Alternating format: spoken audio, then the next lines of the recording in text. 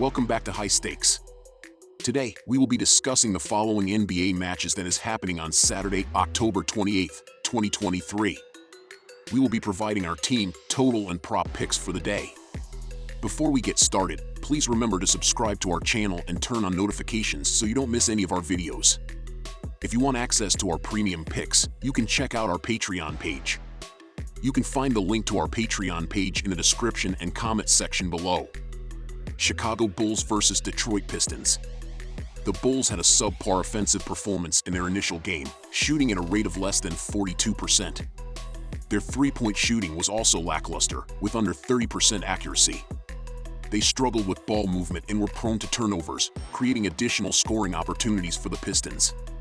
Despite losing their first game, the Pistons showcased a strong defensive effort by holding the Heat to fewer than 105 points, indicating their ability to limit Chicago's offense.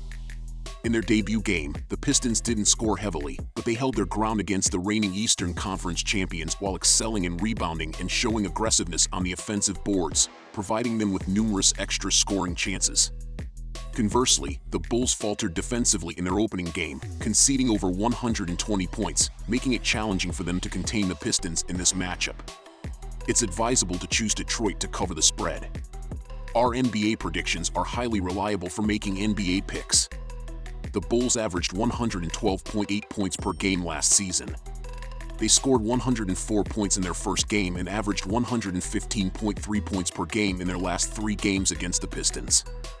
With Detroit giving up 103 points in their first game, the Bulls will hit their average in this game. The Pistons averaged 110.3 points per game last season. They scored 102 points in their first game and averaged 101.3 points per game in their last 3 games against the Bulls.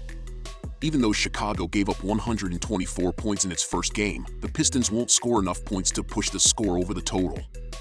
The Bulls and Pistons played under the total in 2 of their last 3 meetings. Next we have New York Knicks vs. New Orleans Pelicans.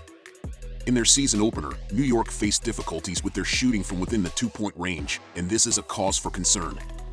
Barrett, Randall, and Brunson collectively made only 19 out of 63 attempts, which is not the performance you'd expect from your top 3 offensive options. On the other hand, New Orleans possesses a well-balanced inside-outside game with a healthy Williamson protecting the paint and McCollum as a perimeter threat, forcing defenses to stay honest. Valanciunas excels in rebounding and secures offensive boards, giving the Pelicans an advantage in that aspect.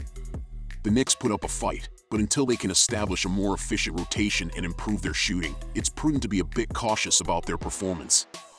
Anticipate the McCollum/Williamson duo taking charge as the Pelicans advance to a 2-0 record for the season. New Orleans put together a solid showing as the band was back together, at least for one night, allowing them to take down the Grizzlies on the road Wednesday night. The Pelicans return home here looking to put another one in the win column and start the season 2-0. Against Memphis, New Orleans trailed by 3 after the opening quarter and by 8 early in the second quarter before taking control of the lead with a 27-4 run that gave them a 52-37 advantage with 4:17 to play in the first half. The Pelicans saw the Grizzlies close within 5 late in the first half, but New Orleans didn't let Memphis closer than that the rest of the way. In the contest, New Orleans shot 47.1% from the field, including 14 of 32 from 3-point range, and controlled the battle of the boards by a 52-37 margin. Those numbers offset the fact that the Pelicans turned the ball over 21 times in the contest.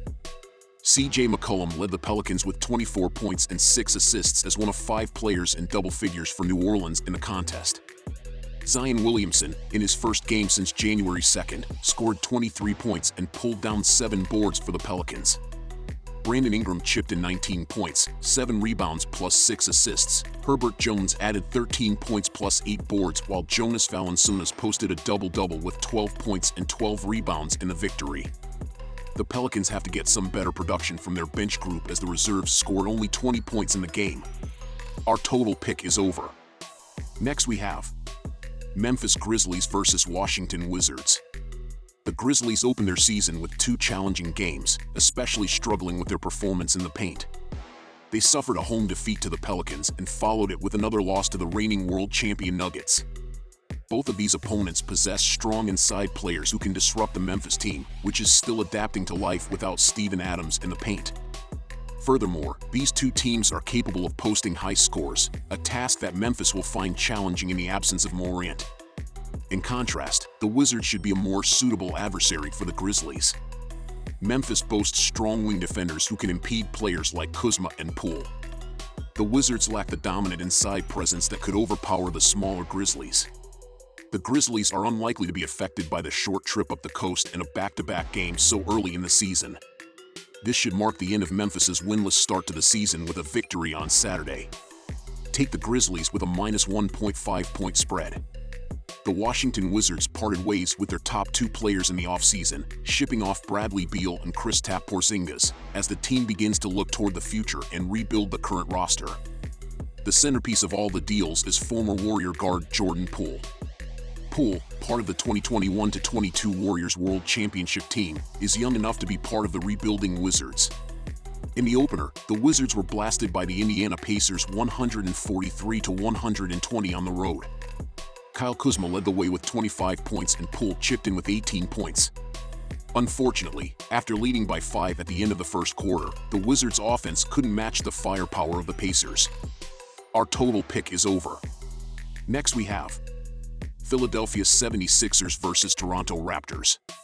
In their 4 matchups last season, which featured these Central Division rivals, Philadelphia won 3 of them outright, SU.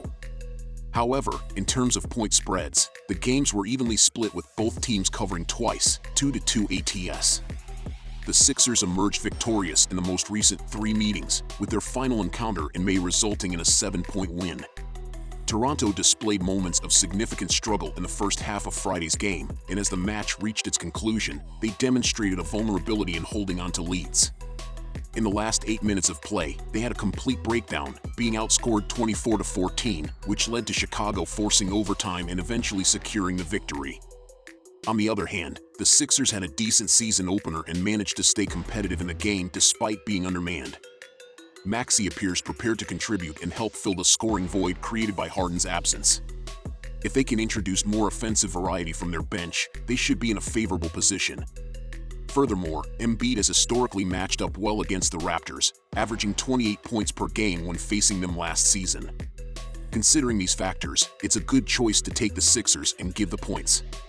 After the first half that Toronto had on Friday night, it seems to be a bit of a crapshoot as to what we might get out of them at any given time. They lack a star of any kind, and I'm not sure a leader has emerged in any capacity either. Without direction, they tend to make mistakes on offense, evident in them blowing a 10-point lead over the final 8 minutes of regulation due to poor shot selection. It's only Game 3 of the season. I don't expect them to tighten things up overnight, especially after a flight home. The Sixers' offense had a good game in their opener, scoring 118 points, but still seem to be missing a piece or two on offense themselves. They can't expect Kelly Oubre to put up 27 off the bench every night, and Maxey is likely not a 30-plus point scorer. They need to show they have more in the tank before I get behind them being a blowout offense. Take the under. Next we have Indiana Pacers versus Cleveland Cavaliers. Cleveland is undoubtedly the superior team and should have the ability to dictate the tempo of this match. Although Indiana boasts several talented players, Donovan Mitchell stands out as the top player on the court, presenting another significant opportunity for him to demonstrate his skills.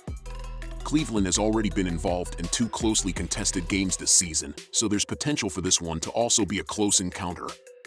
However, it's worth considering whether Indiana, despite having plenty of rest, might experience some rustiness after having played only 1 game.